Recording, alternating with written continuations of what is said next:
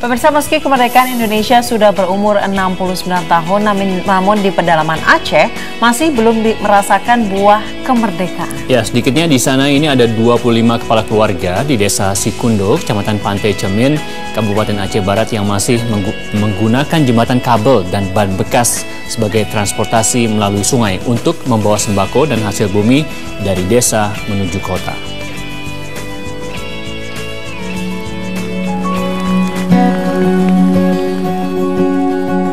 Desa Sikundo yang terletak di Kecamatan Pantai Cermin, Kabupaten Aceh Barat masih mengalami keterbatasan transportasi. Sehingga mengisolasi warga Sikundo yang bermukim di antara bukit berderet di sebelah Sungai Merebo yang dipagari hutan rimba. Desa yang berjarak 20 km dari pusat kota ini hanya bisa dilintasi dengan berjalan kaki dan menyeberangi sungai.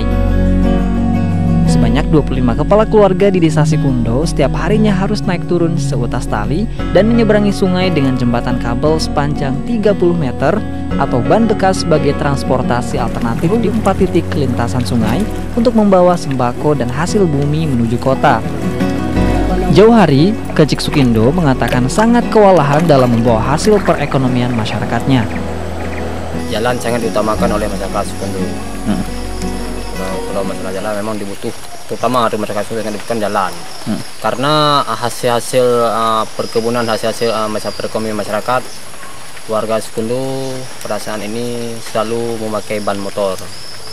Karena hubungan transportasi jalan belum ada sama sekali. Itulah kendala masyarakat Sikundo. Dan kami warga Sikundo sekarang yang berada di sana 25 kakak. Karena ada yang sebagian masih tinggal di kawasan kecamatan. Karena dulunya kami dalam konflik, masyarakat sudah amburadul, ada yang telah menetap di daerah-daerah Fumlabo, ada daerah-daerah pantai.